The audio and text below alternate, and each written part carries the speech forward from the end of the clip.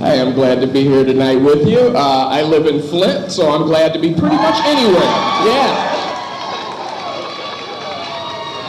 We got Flint people here? Look at them, they just glad to be alive. Jesus, yes, we made it to the night.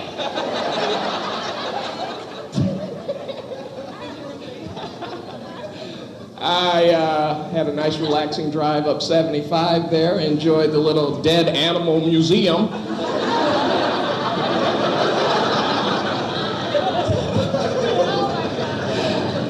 I'm from a political family in Flint. My uncle Floyd J. McCree was the first black mayor of a metropolitan city in the United States. Thank you.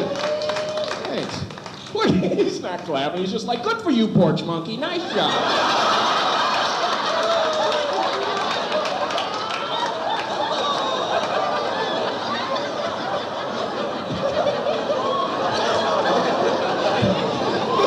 Not real sure right here. No, she's like, can he call himself a porch monkey? What's the protocol here? I don't know what they call themselves. It changes every year.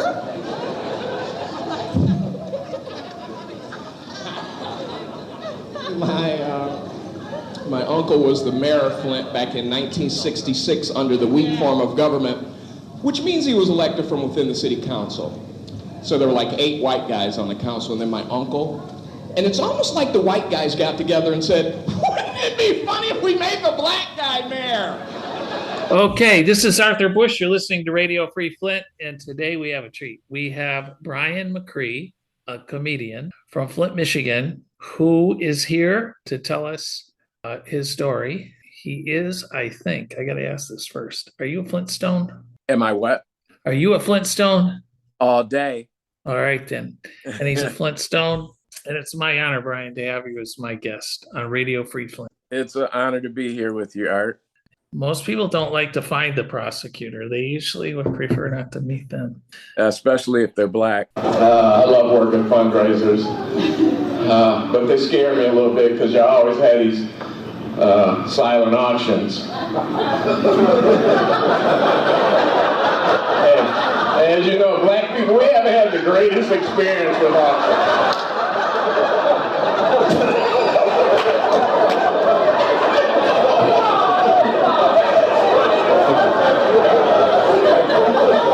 Sure enough, last one I was at, I got bid on.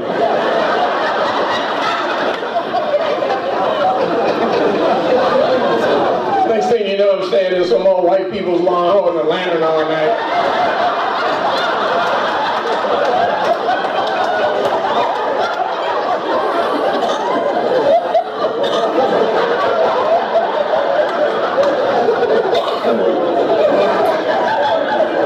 People couldn't even drive their cars. They were like, that lawn jockey is 6'1". Where can I get one? Yeah, good fortune of never having to meet him. I wanted to ask you a couple questions now that I got your introduction out of the way. If you have some more things that you want to brag about, let me know right now. You got anything else? Oh, I don't know. Been doing stand-up comedy for 41 years now. Actor, writer, Flint native. Bryan, you've also appeared on Comedy Central. I got that. And then there's Mad TV. Is it Mad TV? Yep, Mad TV. Like Alfred Newman type Mad TV? Well, yeah. I guess I got that channel. I'm not rich enough to have that channel, I guess. Oh, it's Fox. I don't watch that either. A lot of reasons. It has nothing to do with comedy. Yeah, it didn't used to be that way. My biggest question to you is it possible to make Flint laugh? Oh, yeah. Flint has a great sense of humor. They do? Yeah.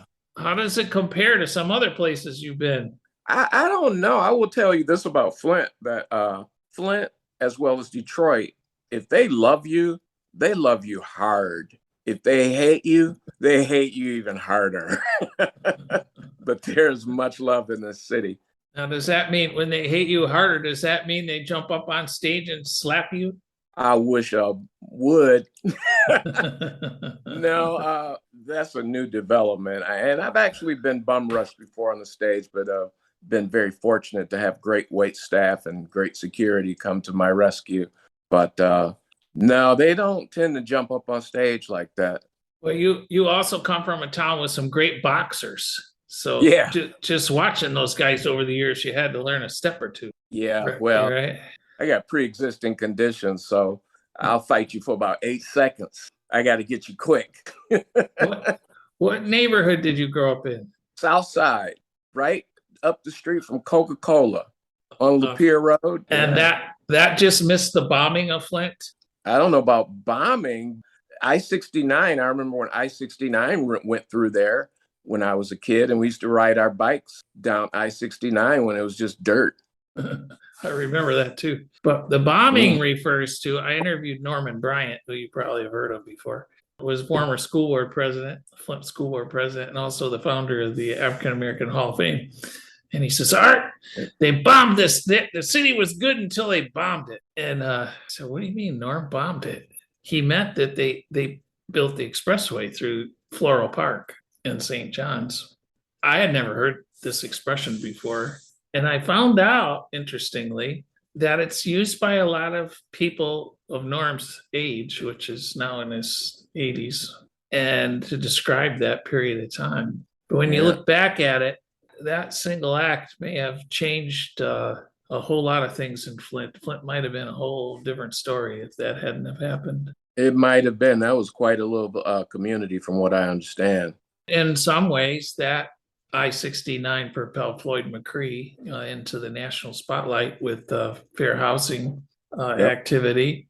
Fun fact about that, my doctor at the time, T. Wendell Williams, he was the thing that ignited that. He wanted to buy a house in this neighborhood and they would not sell it to him.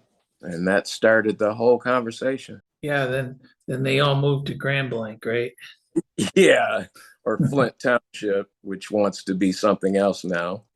The Great White, being known as in French as Grand Blanc, has virtually an all African American basketball team, which, if you've been around Flint for any length of time, is sort of makes you kind of chuckle a little bit. Yeah, it's ridiculous. But we used to have great ball teams, and it's really a shame that it's all moved to the burbs now. So, did you go to Southwestern High School? I Central? did. Okay. No, I went to Southwestern. I took, but this was back at the time where they were starting the magnet program. So I did have the pleasure of going to Central for a period. I took acting over there. And what was there a teacher there that influenced you? Yeah, but if I had to call their name, I couldn't tell you. But yeah, I had a great time over there at Central doing plays and whatnot. Is there somebody in your family? I mean, obviously, your uncle's well known, and I'd even say famous in the Flint area. But is there somebody in your family that influenced you to become a comedian? I would say that my neighborhood and my juxtaposition in the family. So I'm the youngest of three boys, the runt of the litter, as a matter of fact. And my brothers were giants. You know, my oldest brother was like, ended up being 6'7", but growing up, he was the tallest person any of us knew. And then my other brother was tall the other way. He was wide. He was 300 pounds, played football, you know. So here's this little scrawny kid with pre-existing conditions fighting for his life out there. And I think that's where my sense of humor came from. And, you know, the period of time when I grew up back in the 60s, playing the dozens was how we had fun. And that's why I attributed a lot of my humor to my neighborhood where I grew up, because everyone was funny. Everyone played the dozen, and you had to be able to play the dozen to survive out there. Now tell us the dozens. There's some people might not know what that is. Yeah, so for you white folks that don't know what the dozens is your mama joke. When you talk about somebody's mama, you can get your ass kicked if you're not smooth with it. But luckily, I was smooth with mine, and luckily I had big friends too. I had a woman on social media who I grew up with, evidently, and actually I grew up with her cousin, and she heard legend about me on the Southwestern school bus talking shit. So she skipped school from Central. She told me that she skipped school from Central to get on our bus to hear me talk shit in the morning. Because that's how funny I used to be. I guess your roots in comedy go back to your neighborhood, apparently, to your camp or your hut or whatever it was that you guys made over there. Yeah, the tribe. There you go. Yeah. We had our own in the South. I grew up in the South End as well. We had our own. Okay. I grew up on Penn Galley Road, and Yeah, they I actually lived in Penn Galley apartment. so you got it. Oh And, yeah. and where Penn Galley Apartments were was an old wooded part of the General Motors dump. In fact, I'm not telling any secrets. It ain't already out. But that apartment house was built on top of the dump. Oh damn. And when we were kids, and some of that stuff's still underneath there, like hoods and fenders from cars, and they were working their way up through the soil, and we would make camps there. We played in this stuff, which was a place where the General Motors had dumped paints, lacquers, thinners, other kinds of chemicals laced with lead. That sounds about right. Yeah. Yeah. So that's what they did in that playground. And then they came along and cut down all the trees. And then they built the beautiful Penn Galley Apartments right on top of the dump. So Nice. Nice. Was Sicily's Pizza over there when you grew up? Yeah, I was weaned on that stuff. Oh man. It closed, right? Yeah, I know. In fact, Patricia just passed. Patricia, Patty, and John. She and her husband owned that place for many years, and she just passed away here recently. Is that why they closed? No, they closed because they wanted to retire, and it ended maybe one of the greatest pizza joints in the whole region. The best. Yeah. Yeah, we were all heartbroken when it went down. We had Sicily's at least once a week. It warmed my heart a little bit to know that you are a true Flintstone. And the fact is, I've asked every guest that I've ever talked to on this thing, which is about 140 now or 50 or something like that. And I asked everyone whether they're Flintstones. I only had one say they were a Flintstone. How do you know somebody's a Flintstone is if they pay union dues? Yeah. Well, Now, I paid different union dues. I had paid SAG-AFTRA. Do you still pay dues, or did you decide that wasn't necessary? I don't pay them anymore. I'm doing more comedy than acting anymore, but I used to do a lot of acting. Actually moved out to LA back in 1999 to pursue acting. I see. Now, did you get in any good gigs? I did. I got the Mad TV when I was out there. Made a lot of connections. It's interesting though, because I've had breaks happen to me that didn't happen for me out there, actually happened for me here. Like when I did Byron Allen's Comics Unleashed with Byron Allen, I got that from Flint. Really? Yeah, a buddy of mine had done it, and they were looking for Black comics to be on the show, and he referred me, and I actually had to do an audition over the telephone. Which was kind of funny because the producer called me at dinner time, and we're all sitting down to dinner, and he's like, "Hey, this is so-and-so from Mad TV. Wanted to talk to you about doing the show." And they were like, "Let me hear you." I'm like, "What?" Okay. So I started doing my act right there on the telephone at the dinner table. And you can just do it like that. It's just all improvisational off the cuff. I mean, it's written material I was doing for him. I wasn't improvising. I was doing my act. Let's talk about that for a second. Your roots are in the city, obviously. That's the city of Flint in particular. You do have, bona fides in the urban community. Is that reflected in your act? Oh yeah, yeah. How? Yeah. Well, I have a bit, and it's a true story. I have a bit that goes, the economy's so bad in Flint. Last week I saw a pimp on a bike. Good to see you, man. Good to be here tonight. I'm from Flint, so I'm glad to be pretty much anywhere. Yeah. Yeah. Yeah. Where my Flint people at by applause? Make some noise, Flint. Yeah. Look, Flint people just glad to wake up without a bullet in their ass. Jesus, yes, we made it through the night. Man, Flint, man, that's my crib, but it's hard living there. They make it hard for you to be loyal to Flint now, don't they? Water bill so damn high. Suddenly I'm bathing in Merlot.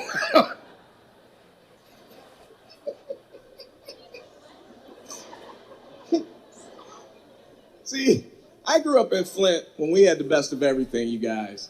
I grew up in Flint when we were the home of General Motors, right? The Buick, yeah. The Buick was invented in my hometown. Yeah. Now the economy is so bad, you guys. Last week I saw a pimp on a bike. It was like,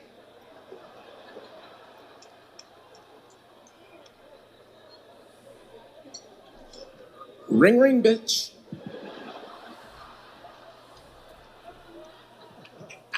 Don't make me put this kickstand down.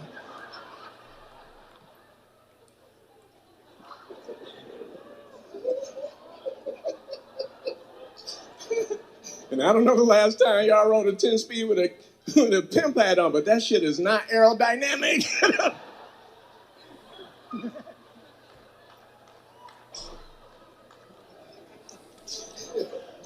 It is hard to regulate your hose while you holding your pimp hat on your head. You talk to a hoe lately? They'll be like, psh, I ain't giving him shit. Because that's how hoes walk to me.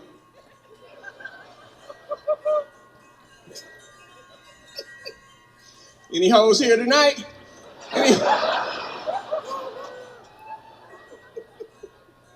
And true story, I was picking my daughter up from Eisenhower. No, I take that back. She was going to Southwestern at the time. And we dropped her little friend off near Chevy in the Hole. And we're coming back up by the point right by La Azteca Taco House. And we literally saw a pimp on a bike, and his girl was in the bike path walking. And he was on his bike talking mad shit. Like, you better get my money. Like you see on TV, bitch, you better get my money. So that's how that bit was born. Obviously, you're a student of this comedy genre. Who's your favorite comedian? Richard Pryor is my comedy god. No one's funnier than Richard. What do you think his funniest act was?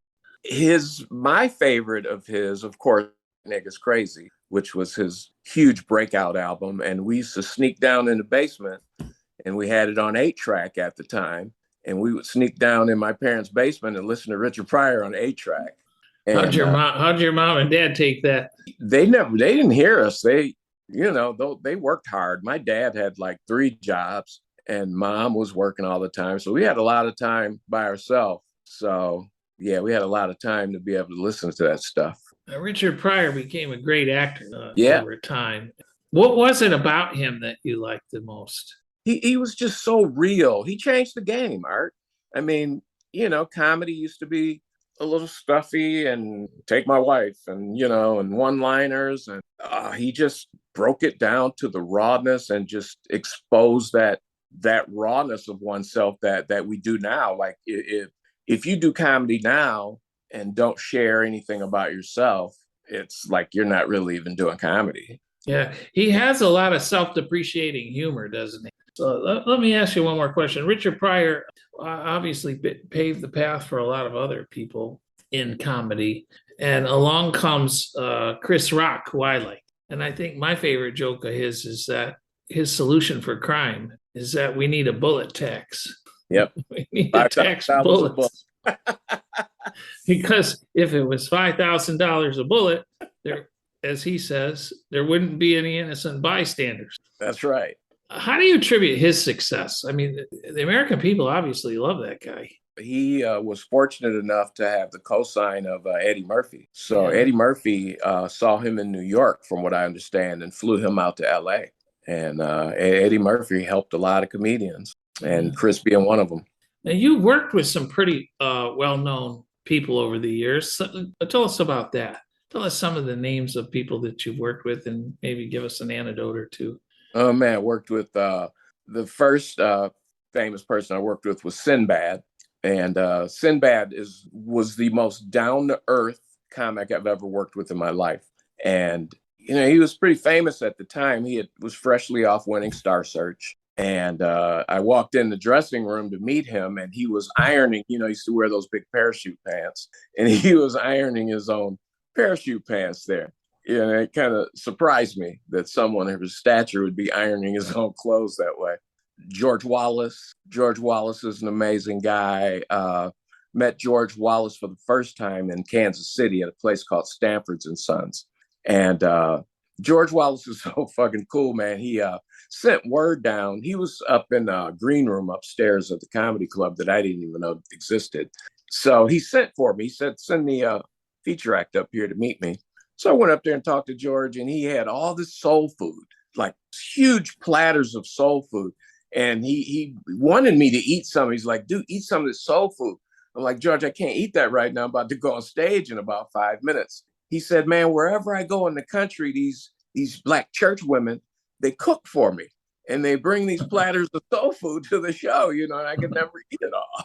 So, and I worked with him again on Comics Unleashed with Byron Allen. Robert Schimmel. Robert Schimmel was an awesome dude, man. Now, Robert Schimmel was Jewish, and we worked together in Dayton, Ohio. And as a Black comic, people come up and tell you the most racist ass jokes and think that you'll find them funny. So one night after a show, this guy comes up and just told me the most racist fucking joke. And he walked away. And Robert Schimmel he was madder than I was because I'm used to it. Schimmel was steaming. He looked at me, he's like, does that shit happen all the time? I'm like, yeah, pretty much. But yeah, Robert Schimmel was a really good dude too. You were raised in a home that, was really an advocate during the heart of the civil rights movement for civil rights and human rights in a city that, where it was all real. As you go around the country, and you do a national act, I understand. Mm-hmm. Do you see places like Flint, or is Flint unique in some way? Or do you? Now, there are other industrial cities like Flint, but I have to say Flint is very unique in the fact that, I don't know, there's just a sense of humor that's different here. And I will say this about Flint, even though we had that time in the 60s where things were bad, we're at a place right now, especially after the water crisis, where race isn't an issue anymore. People don't care about race around here anymore. We're trying to survive as a whole community, and you might be somewhere else in the country and somebody might yell a racial epithet at you, but they yell something else at you here. It's not about race in Flint anymore. Yeah. That's the cool thing I find about Flint. Yeah, there's also a sense of activism in this city. I mean, it's part of the DNA of Flint. I mean, people get here, they get pissed. They don't just start walking away and say, that's too bad, or I'm sorry to bother you. No, they'll fight. They fight. Yeah, they did. Yeah. That's another thing about Flint is we're a town full of fighters, man. And the other thing I love about Flint art is that we can talk about Flint.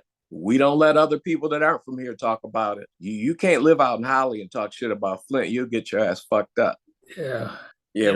Somebody else told me exactly in those words the same thing. Rico Phillips. I don't know if you know Rico, but Rico Phillips is an interesting guy. Oh, he's the fireman? The fireman, and now he works as he's a diversity director for the Ontario Hockey League. Yeah, I'm hip to Rico. Yeah, we don't play that shit, man. I was at the Holly Hotel once, and this lady was steaming. She comes upstairs, and she tells one of the owners, she's like, that comic down there is talking about Flint, and she's ripping it a new ass. And she looked at him very calmly and was like, well, he pays his taxes there. I think if anyone can talk about Flint, it would be him.